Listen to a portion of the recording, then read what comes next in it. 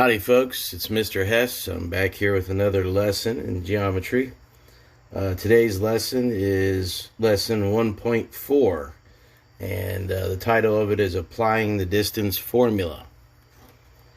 So as the name suggests, one of the things that you're going to need to be able to do is to use the distance formula. Now the distance formula is simply a formula that we use in order to find the distance between 2 points. So let's say, for example, we have a point maybe down here at the coordinates -3, -2.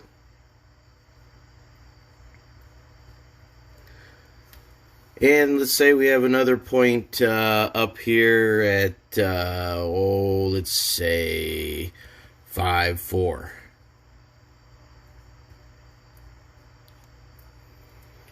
Okay, and I'll call this my point A, and this one my point B.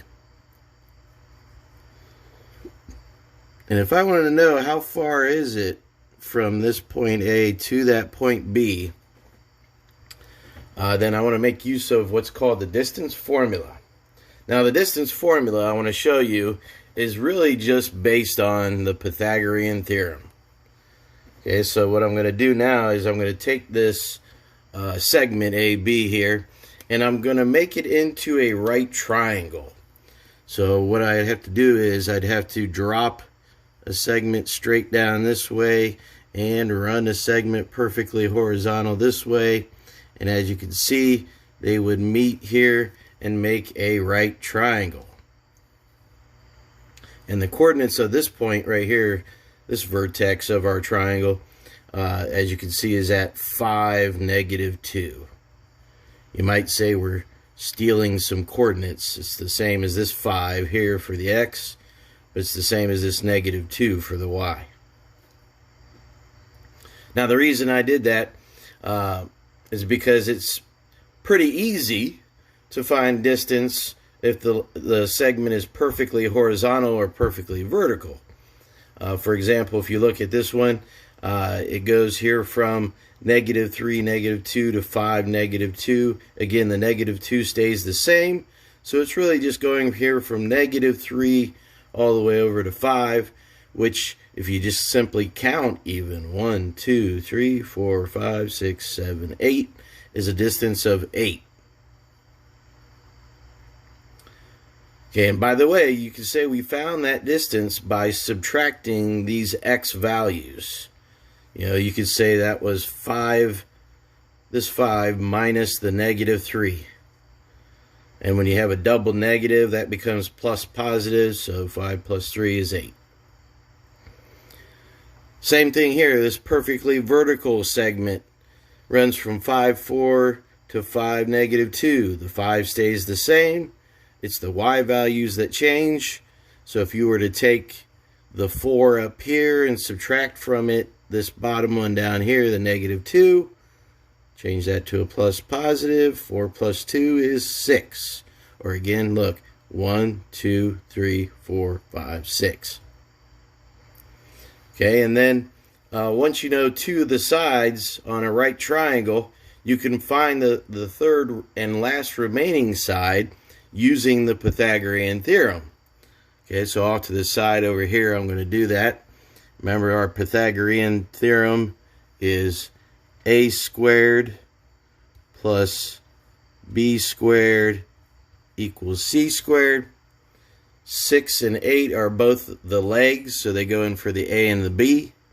So we're going to put a 6 and an 8 in for those. 6 squared is 36. 8 squared is 64. These are already together on the same side, kind of like when I was talking about earlier, a sheriff and a deputy are on the same side, so they would join forces or combine to give you 100.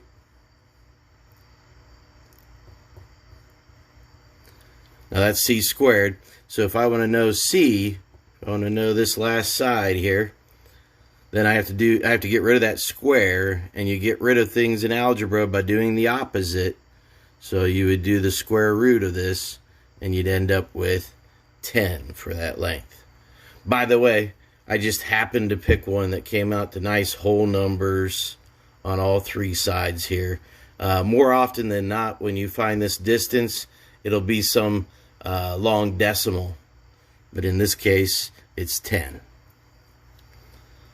Okay, so the distance formula is designed to do all this same work right here, the Pythagorean theorem.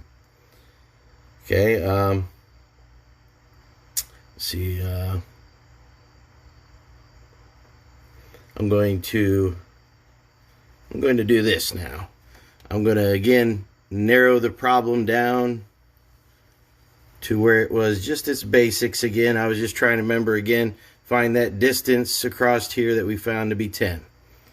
Okay, but this time I want to go ahead and use the distance formula. And this will be a formula you'll be able to use from here on out. And again, it's really just a Pythagorean theorem is what it is.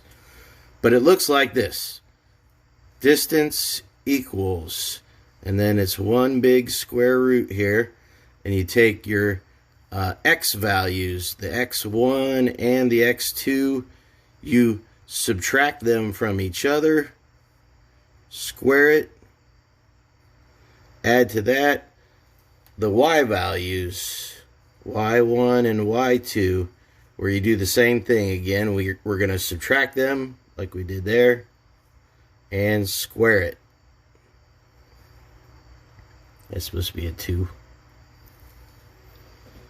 Okay, so I'm going to plug in the values right away, and this way we don't have to make the right triangle. We don't have to use the Pythagorean theorem. We can just jump right into this formula.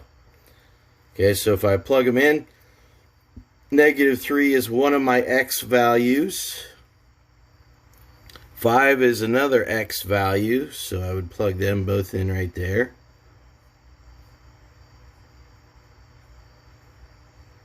Y values, I want to subtract them, so -2 minus 4. And it really doesn't matter which one you call your x1 or your x2 and your y1 and your y2. You're going to end up subtracting them and then squaring them, so it doesn't matter which one you call the first point or the second. I forgot to put this in parentheses, and we're going to square that. All right, here we go. -3 minus 5 is -8. Now, had I subtracted them in the opposite order, I would have gotten a +8. But it really doesn't matter because in our formula, we're going to square it. And when you square a negative, that's going to come out to a positive because the negative times the negative is a positive. Okay, so that's why if you subtract these in the opposite order, you would add a +8. +8 squared is still a positive as well. So the square part is automatically going to get rid of any negatives. So this comes out to 64. Be careful on your calculator. If you try to punch into your calculator and you just put -8 squared, -8 and squared, look what happens. It tells you it's -64. Okay, be careful. To punch that in correctly into here, you really have to put the parentheses around it. Believe it or not, that makes all the difference in the world, because this time if I put parenthesis -8 parenthesis squared, now it comes out to a +64. Okay, because your calculator is made to square immediately what's to the left of it, and if you don't put it in parentheses, it doesn't recognize the negative. It just says immediately to the left is an 8. So you have to put the -8 in parentheses to get it done correctly on a calculator. All right, over here I've got -2 minus 4 is -6. Again, when I square a negative, though, it's going to come out positive, and 6 times 6 is 36. By the way, all this should look familiar so far. Let me put that under a square root though. See over here? 6 squared was 36, 8 squared was 64. That's what I got right here and here. Okay, and we ended up doing a square root in the end, and that's what we're going to do here. After I add these, of course. I add these to get 100, and the square root of that is 10. So we got the same answer, see? So that's all this is. Distance formula, just keep in mind then, is really just the Pythagorean theorem. Okay, and we're going to use that quite a bit in this section. Let's see here.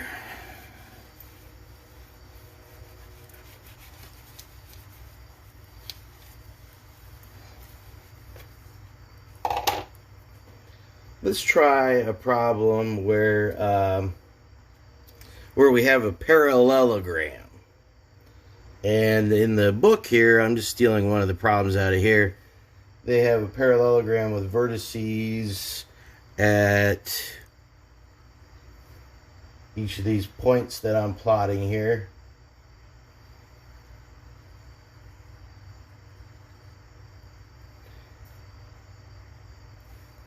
All right.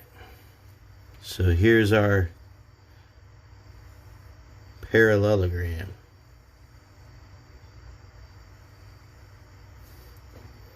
Now, in our previous lesson, I had talked about area of different shapes, and I did mention that area of a parallelogram could be found by doing the base times the height, but the base and height have to be at a right angle to each other. In this scenario, that's not very ideal because our base is running at a weird angle here, and then the height at a right angle would run at a weird angle as well. So, but on a coordinate system like this, the nice part is we could break this shape up into smaller pieces that we're more familiar with. For example, we could then make a cut right along there. And do you see then that you would have a triangle there and a triangle here? And area of a triangle was a very similar formula. Remember, area of a triangle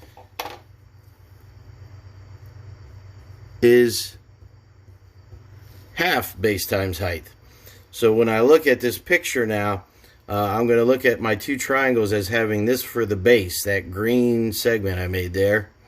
And since it runs perfectly horizontal from -6 to 4, you can figure out that the base of that triangle is going to be 10. Again, I get that by subtracting the values. I could say, okay, this 4 minus the -6 creates a double negative plus positive, so 10. Okay, so that length's 10. And then, not only are we going to use that length of 10, now we want to take a look at the height of the parallelogram. And that height, we want it to be at a right angle. So at the very peak of our triangle here, if I were to just drop straight down perpendicular like that at a right angle, that would be my height. And again, that's a nice easy one to find because it runs perfectly vertical. You could simply count. It's 1, 2 units for the height. Okay, or you could do the math here and, take this value of 2 and this value of 0 and subtract the two of them and you get 2. All right, so the area of this one triangle then would just be half base times height, or half 10 times 2. Half of 10 is 5. 5 times 2 is 10. So the area of just one of these triangles is 10. And I hope you see then we have a matching triangle down here. Again with the same base of 10. But this time the height would run right there. But again, it's also 2. Just like that height was 2. So if we just double up on this now, take that times 2, now we got the total area of our parallelogram. So this parallelogram has an area of 20 square units. Just a little side note, in case this helps you out too. The area of a parallelogram would not change if you were to take these sides and shift them along that same line. You know, like see how this is going, you know, over and down a certain amount at a certain angle like this. So if you were to shift this in any way on those sides, that area would stay the same because you know, the overall area of a parallelogram is base times height, and the height itself and the bases, if you don't change their lengths, you understand? I'm not changing their lengths, I'm just kind of shifting it. And you can, it's kind of hard to show you without a live version of it, but the area would stay the same. I just wanted to throw that out there too, in case that comes up on any problems.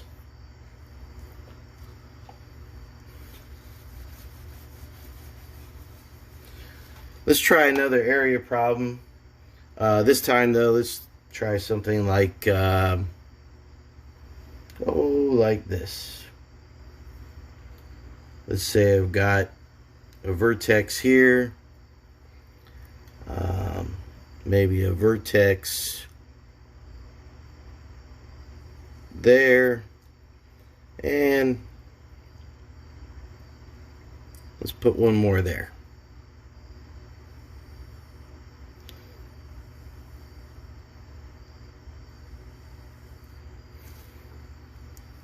Okay, so on our triangle here, if I wanted you to find the area of this, again, remember, area of a triangle is half base times height.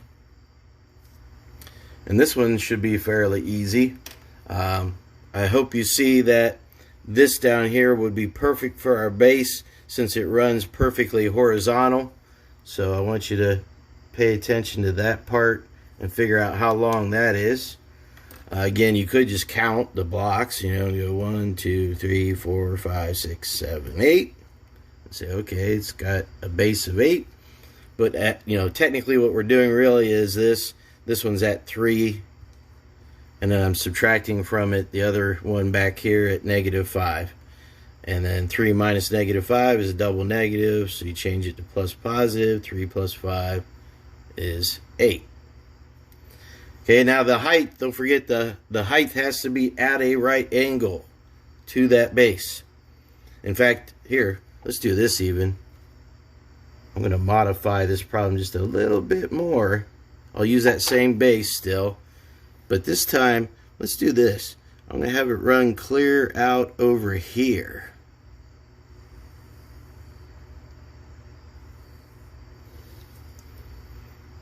Because this brings up an issue in itself.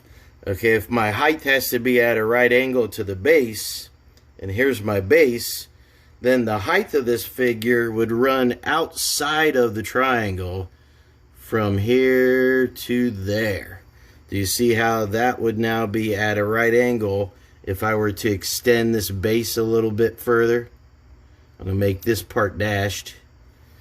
So you can see if I extend the base out, now I'm at a right angle to the base. Okay, so the height is outside of it. It's kind of like the Leaning Tower of Pisa, you know, where this triangle is leaning out over so that when you go to figure out its height is still going to run straight down here at a 90-degree angle to the base or bottom.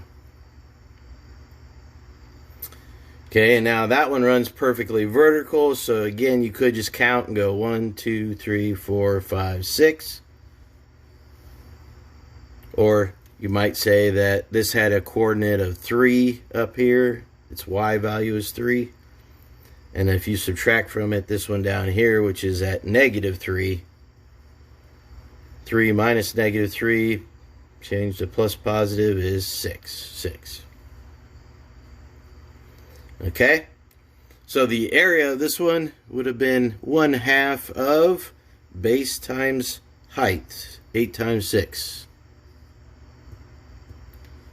If you multiply all that out, half of 8 is 4, 4 times 6 is 24. So this one has an area of 24. All right. One more shape I want to throw out there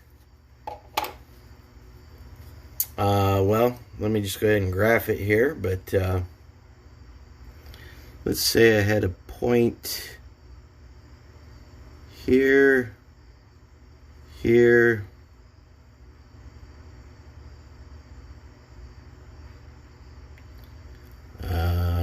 here, and here. Or even here. Let's just do this. There.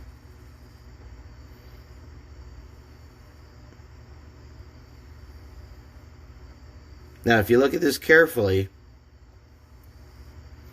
let's see if you can figure out what shape that is. Okay, no, it is not a parallelogram. It's not a rectangle.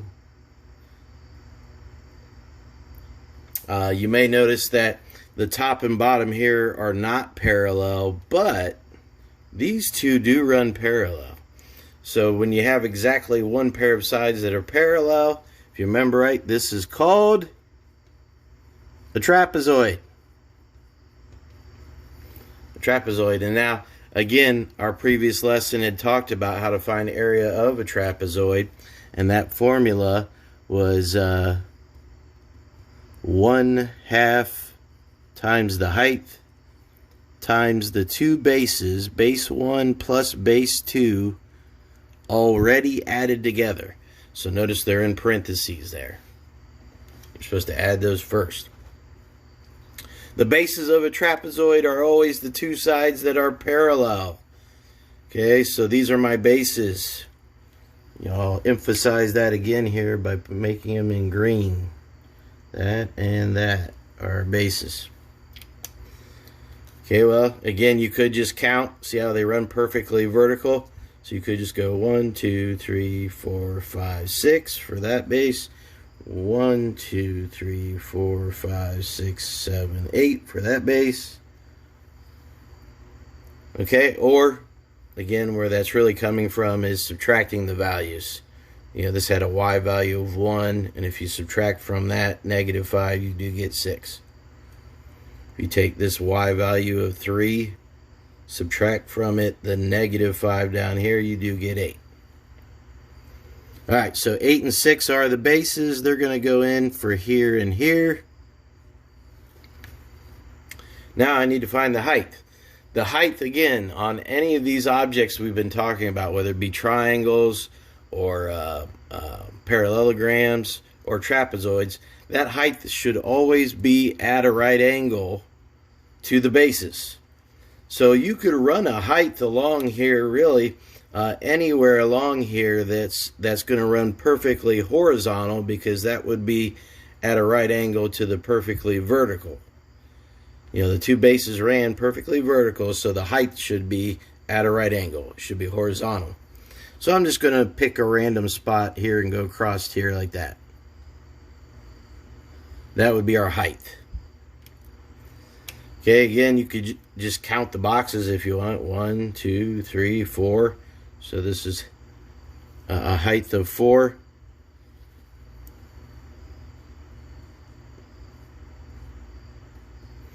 Or, again, what it's really coming from is the idea that this one at this end is at +1 on the x axis. This is at -3. And if you subtract those, 1 minus -3 is 4.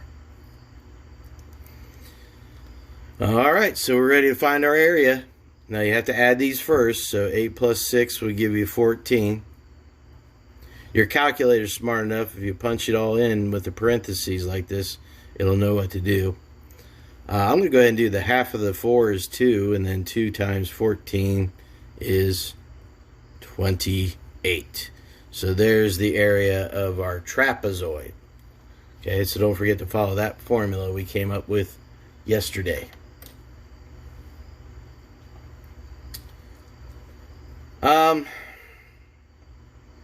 Now, on a problem like this, not only might they ask you to find area, but they might ask you also to find the perimeter. Okay, now perimeter, perimeter is the distance around the outside. Okay, so we don't need that height anymore in the middle there, that 4. Okay, if I want to find the perimeter, I need to find all 4 sides of my trapezoid here. This side down here, again, is easy to find. You can just count 1, 2, 3, 4, just like our height. It runs perfectly horizontal there. But this distance, see how it runs at a weird angle? That distance, you're going to have to use what I just mentioned earlier, the distance formula. Okay, the big square root problem here, like this, where you take your x values, you subtract them, square them, plus the y values, y1 minus y2, subtract them and square them. Okay, so we're going to have to do that here for this problem. You can see that this one here has the coordinates -3, +3. And this one here has the coordinates +1, +1. So if I plug in my first x value, I could say it's my -3 right here. I'm going to subtract from it the other x value.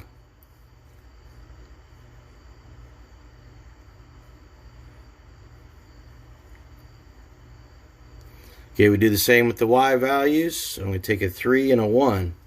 I'm going to subtract them and square it. Alright, so -3 minus 1 is -4. -4, when I square it, remember, if you put it in your calculator, you'll have to put it in parentheses, gives you a positive then 16.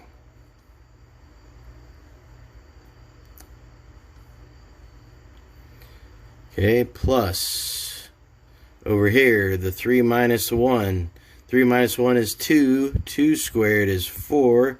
4 plus the 16 is 20. So our distance here is going to be the square root of 20. Okay, and I mentioned most, when you use the distance formula, most distances like this are going to be some kind of decimal that you'll have to round. And they'll specify what they want you to round to. If they don't specify, my rule of thumb is to always round to the nearest tenth or 1 decimal place. So I'm going to see what our square root of 20 comes out to here. As you can see, it's about 4.4, or 4, if I round to the nearest tenth, about 4.5. 4.47. Okay, so your perimeter on this one would have been all these added up now. You would have had 8 here, we had a 4, we had a 6, and we have a 4.5. So if we add this up, that's 10, 18, 22, 22 and a half. So there's our perimeter. Okay, depending on the problem, depending on how many slanted sides you have like this that aren't perfectly vertical or horizontal, you may have to use the distance formula more than once. You know, if this side had run out here at an angle like this, or if this one had run out at more at an angle like that, okay, you would have had to use the distance formula for those.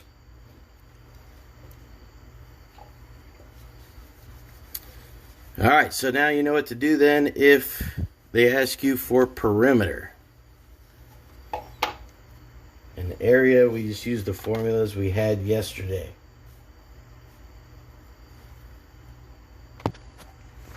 Now, I wanted to show you a problem that they had here in the book where they are they got this lake and they're trying to figure out the area of that lake, and they've imposed a grid, as you can see, on top of that. Okay, and what they did was, since it was such a crazy irregular shape, they broke it up into some more familiar shapes. You can see they number them there. There's a number 1, looks like it's a little square off there in the corner right there. Then the second one they have right here is like a triangle shape. Third one is also a triangle. And the last and fourth one over here appears to be a trapezoid, like we just did earlier there, where it's got the two parallel bases. Okay, and so that makes that a trapezoid. So they found then the areas of each of these individual ones. So you can see over here off to the side, they're using whatever formula may apply to their shape. So most of them are triangles. You can see a lot of half base times heights. But then I was talking about that trapezoid on the fourth shape. So they use the formula for a trapezoid there. Okay, so I just wanted to kind of show you that. And then I want to do the same thing here. I want to do a problem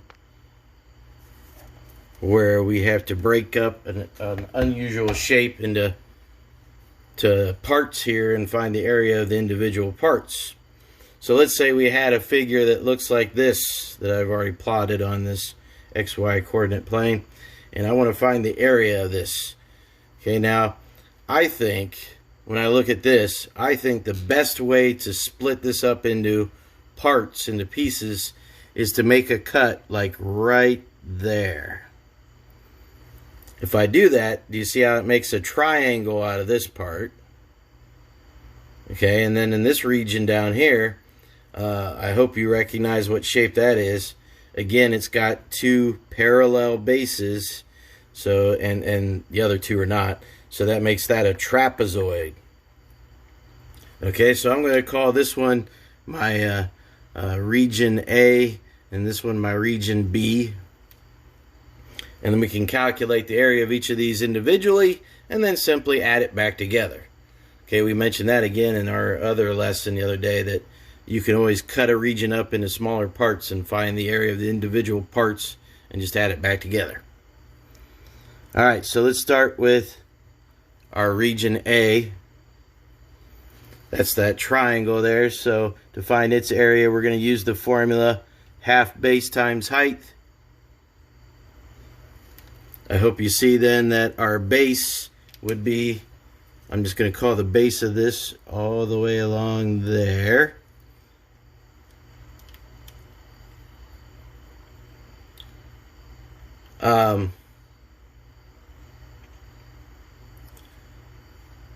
We're going to have to do a little bit of estimating here because that doesn't go through an exact coordinate there. Okay, ideally it normally would, but on the whim I made this problem up. So let's see, that'd be 1, 2, 3, 4, 5, 6. Okay, it's really close to 7. I'm just going to go ahead and call it 7.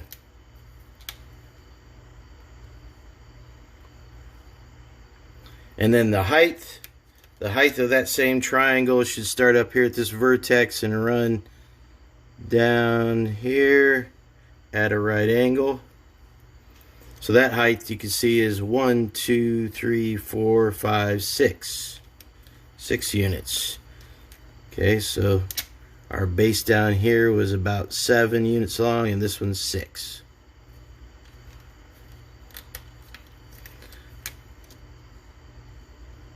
Alright, now we do the math. Half of 6 is 3. 3 times 7 is 21. So there's the area of region A. Okay, now region B. Region B is the trapezoid, so I'm going to be following the formula 1/2 the height times the bases already added together in parentheses. Okay, my bases. Okay, again, ideally that would have landed right there on a nice whole number. We're going to just go ahead and round it to that. So I got 1, 2, 3 units there for that base. So this part of it is 3. And then this one down here you can see is 1, 2, 3, 4, 5, 6. So my two bases are 3 and 6. Again, the bases run parallel on a trapezoid, so make sure you're picking the parallel ones. And finally, the height. The height of that trapezoid, again, should run at a right angle to the bases. So the height of this one you could say is that height right there at a right angle. Okay, that distance on here is 2. 1, 2. So we're going to plug a 2 in for our height. Okay, make sure you add these first. So 3 plus 6 is 9. And then half of 2 times 9 is what we're going to have to do. Well, half of 2 is 1. 1 times 9 is 9.